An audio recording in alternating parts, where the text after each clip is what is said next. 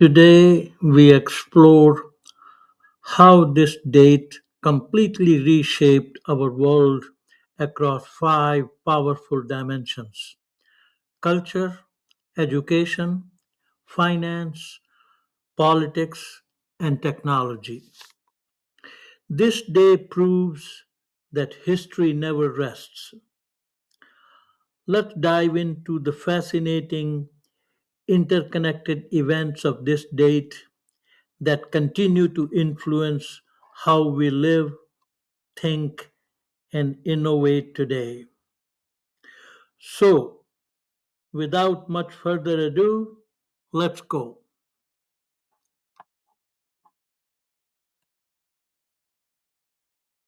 Welcome to your custom deep dive. Today, we're actually looking through your sources to investigate this really fascinating historical anomaly. Yeah, it's a wild one. We're looking at why one single day, August 6th, is just a bizarrely dense day for major global paradigm shifts. Right, because looking at the archives across culture, politics, technology, this one specific date repeatedly acts as a pivot point. Exactly. It's like we keep seeing these moments where human capability, both the creative and the destructive sides, just completely rewrites the rules. So let's just jump right in. Let's start with August 6, 1926. Okay, yes. So Gertrude Edel steps into the freezing English Channel and becomes the first woman to swim across it. She finishes in 14 hours and 39 minutes. Which is just incredible physical endurance. It really is.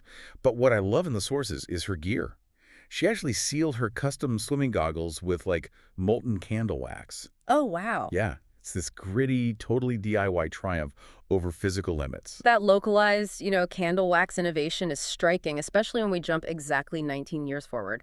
August 6, 1945. Right. We go from a single person pushing their own physical boundaries to a massive state-sponsored scientific undertaking.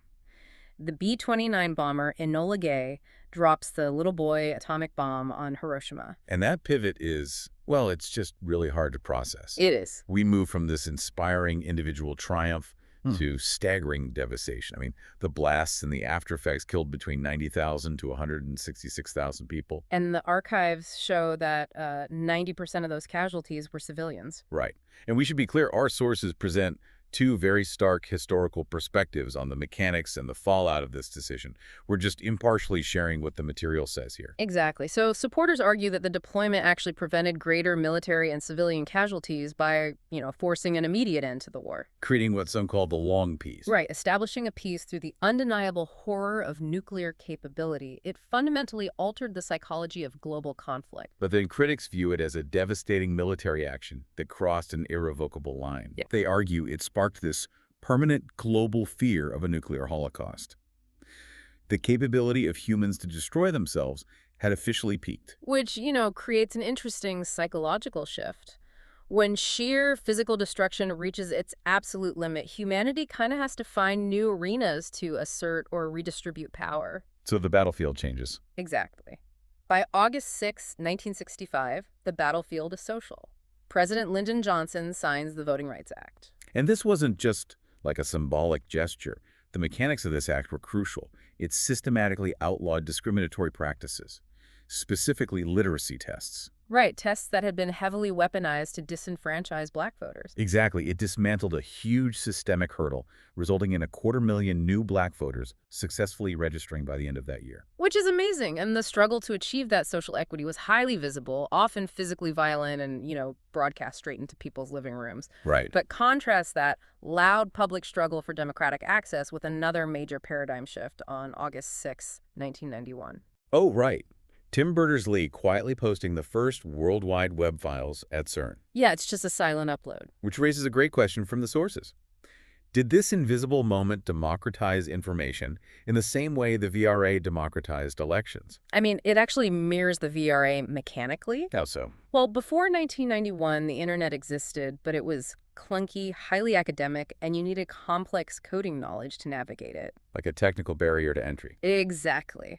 By introducing hypertext and a graphical interface, Berners-Lee effectively eliminated the literacy test of computer coding. He made information accessible to anyone with a screen. And once information is democratized, commerce follows pretty closely behind. which tees up the battle for who controls all that digital real estate. Leading us to August 6th, 1997. Right. Microsoft announces a $150 million investment in a struggling Apple, which causes Apple's stock to surge 33%. A moment that undeniably sets the stage for the modern tech boom. I am looking at the financial records and the sources, though, and I have to push back a bit on the narrative here. Okay, what do you see? Apple actually had $1.2 billion in cash on hand at the time. A $150 million injection isn't exactly saving them from immediate bankruptcy. Wait, was this whole rescue narrative just like financial theater? Honestly, yes. The mechanics of the deal were entirely psychological rather than purely operational. Oh, interesting. Investors were terrified Apple was spiraling toward failure. By having Microsoft, who was, the dominant titan of the era, publicly signal confidence, it completely rewired market psychology. So it wasn't about the cash at all. No, it was about buying stability and investor trust, which effectively stabilized the entire tech ecosystem. Wow. So for you listening, just think about what this one date represents. August 6th holds Gertrude Ederle conquering the ocean, the dawn of the nuclear age, the dismantling of voter suppression, the birth of the web, and the financial spark of the modern tech era. It really encapsulates the absolute extremes of human capability. I mean, from our most horrific destructive tendencies to our greatest leaps in civil rights, technology, and just sheer grit. Which leaves you with this final thought to mull over. If a single, seemingly random date on a calendar can secretly harbor so many world-changing paradigm shifts, take a look at today's date. Where completely unnoticed quiet revolution might be happening right now, just waiting to rewrite the rules of tomorrow.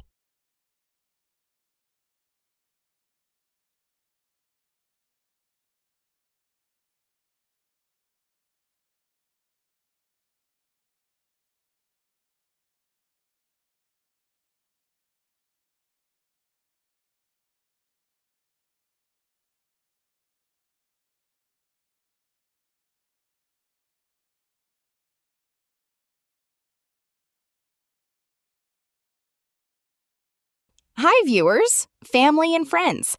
How did you like the content of this video? Like the video and subscribe to the channel. Please write in the comments your name and the place you are watching from. Since our viewing family is spread all over the world, it will be nice to know which city and the country you are watching from, so I can say hello to you. Science and technology.